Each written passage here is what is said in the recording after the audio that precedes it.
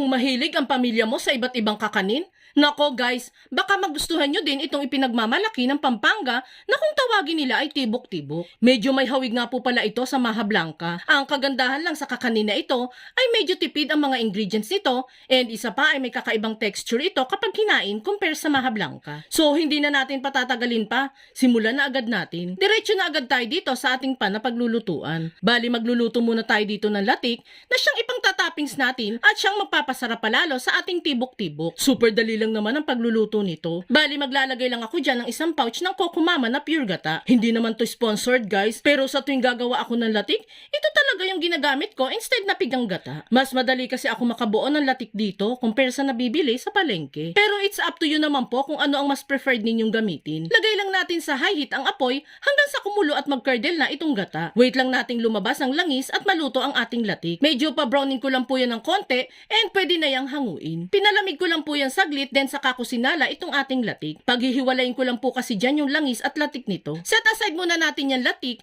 at itong langis naman ay papahid natin dito sa ating paglalagyan. Bali aluminum na square pan lang po ang ginamit natin dyan. And papahira natin yan ng langis para hindi manikit yung tibok-tibok na gagawin natin. And once okay na nga yan, ay proceed na tayo sa paggawa ng tibok-tibok. Dito nga sa ating pan ay maglalagay lang tayo ng mahigit 1 litro ng evaporated milk. Ang original talaga ng tibok-tibok guys is ginagamitan ng gatas ng kalabaw. Pero since wala tayong mahanap na Carabao's milk, kaya 3 lata na lang ng evaporated milk ang ipapalit natin. Pagkalagay nga natin dyan ng gatas, ay susunod naman natin itong 1½ cup ng rice flour. Kung sa Maha Blanca ay cornstarch ang inilalagay, dito naman po sa ating tibok-tibok ay rice flour naman ang ilalagay natin. Ito yung magbibigay kakaibang texture sa ating gagawing kakanin. Ito po yung gamit kong brand guys. Bali magkaiba po pala ang glutinous rice flour sa rice flour lang. Baka malito po kayo sa dalawa ha. Hahalu-haluin lang natin itong mixture hanggang sa wala ng buo-buong harinang makita dito. Then saka ko naman dyan isasabay ang 1 cup ng white sugar.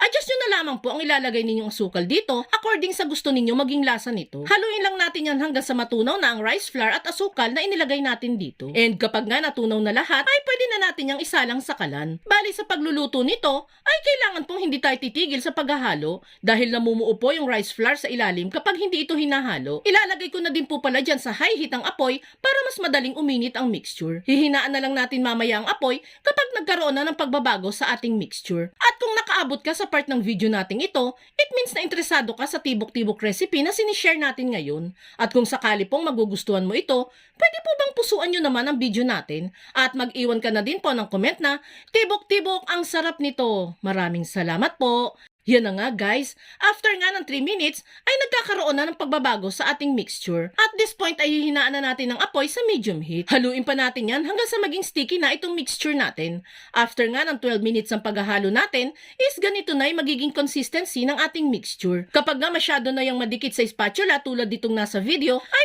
pwede na yan nating hanguin. Isasalin ko lang yan sa ating prepare na lagayan kanina at saka i-flatten ng maayos ang ibabaw nito. Palalamigin lang natin yan ng 2 to 3 hours hanggang sa wala nang maramdamang init dito sa ating mixture. And kapag nga lumamig na yan, ay papahira naman natin ang ibabaw nito ng langis na galing sa latik.